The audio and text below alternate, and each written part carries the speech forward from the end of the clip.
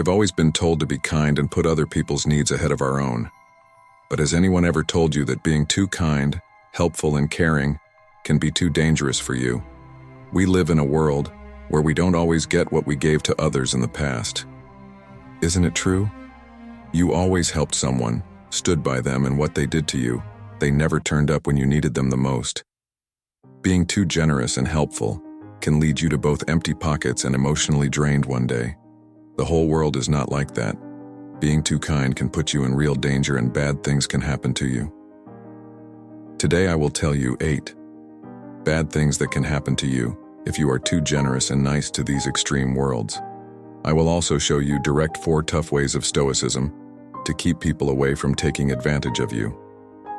Before moving further, I request you to subscribe our channel so that we can always communicate in future Stoic discussions. Let's move on to number 1 without further ado. You will have too high hopes for people. The Stoics said we should accept things as they are and not rely on others to make us happy. Giving without expecting much in return prevents disappointment and helps you stay calm.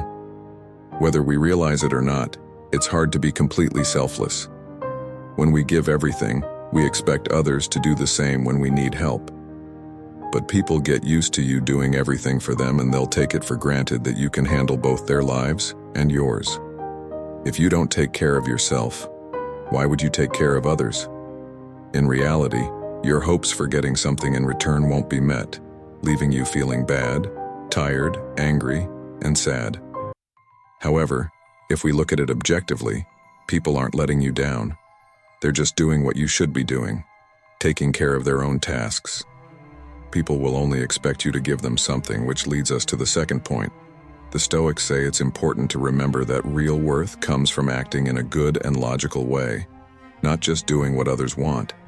Giving in moderation helps you stay in control of your actions and prevents habits that harm your mental health. You've heard your whole life that people are creatures of habit, and this is very true. People adapt to patterns, a way of life, and the comfort zone comes from this desire to avoid change. If you're always giving, people will expect it all the time. You'll lead them into their comfort zones, and they won't do many of their responsibilities because you'll be there to do them. If you don't value yourself, no one will tell you to think more about yourself. At least, don't expect this kind of empathy from the people you help, as they'd rather stick to their own comfort zones. Third, your goals won't be taken into account. The Stoics said it's important to live by reason and virtue, set limits, and prioritize our own responsibilities to stay balanced and not lose our identity and well-being for others. If you put everyone else's needs before your own, you might be avoiding something inside you that hurts and scares you. How do you feel when you spend the weekend alone or come home knowing no one is there to greet you? If you're busy to escape from yourself, the impact will be harder. You'll eventually have to face yourself, and your bad mood will worsen as you prioritize others over yourself. Self-care is crucial for being healthy. Before you can help others feel better, you need to ensure you're happy and well cared for. You shouldn't give someone chocolate unless you've enjoyed one yourself. Similarly, don't clean a friend's house until you've cleaned your own and relaxed. The rest of the world comes after you. Fourth, people will think you're weak and treat you that way. Stoicism teaches us to be strong and in control by setting limits and practicing self-discipline. This shows others we are committed to our responsibilities and ideals, earning their respect instead of being seen as weak. If you help too much, people might see you as an expert in handling things for others. But without limits, they'll see you as weak. They'll offload their responsibilities on you because they know you won't say no. But as soon as you use this magic word, they'll start to respect you, something they never thought they would. You'll have many people who only come to you when they need something. Stoicism teaches us to be smart and wise by choosing who to help with self-control and perspective. This way, we can differentiate between genuine people and those who want to take advantage, saving our time and energy for things that matter.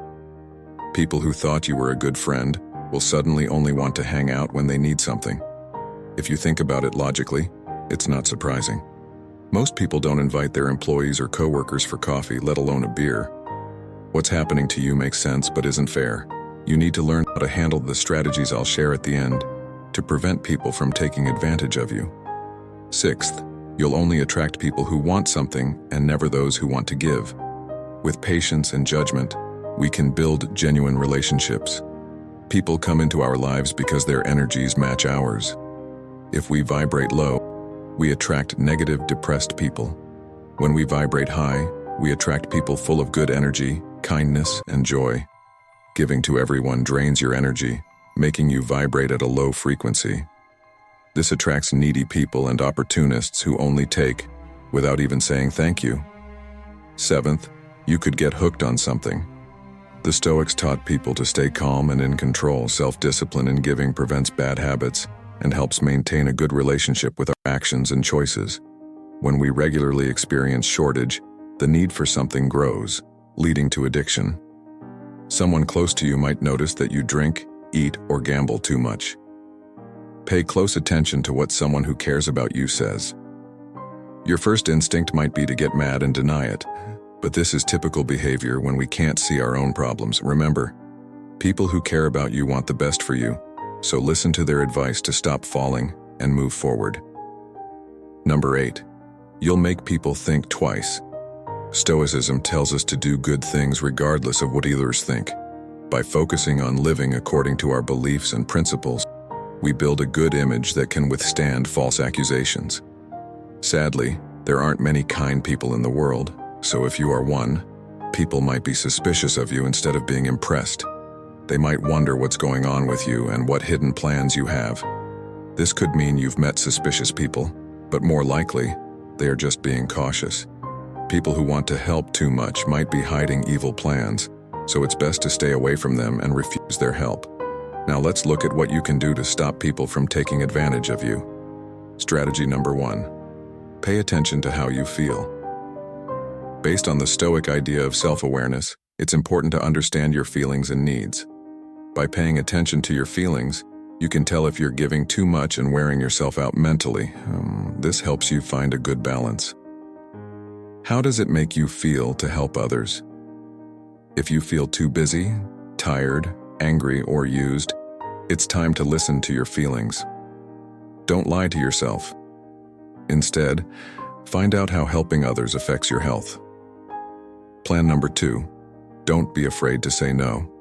The Stoics teach us that our time and energy are important and need to be used wisely. Saying no shows self-control when you're too busy or the request is unfair. Saying no might feel bad, but if we don't learn to say it, negativity will take over our lives. Practice in front of a mirror and remind yourself that it's the only way to regain your freedom and avoid unnecessary risks. Strategy number 3. Have time and space for yourself and respect it. The Stoics value self-discipline and self-respect. Give yourself time and space to take care of yourself. Do what you love, like exercise, drawing, or listening to music with a cup of tea. Finish your responsibilities quickly so you can enjoy this time. Schedule this time, daily or weekly.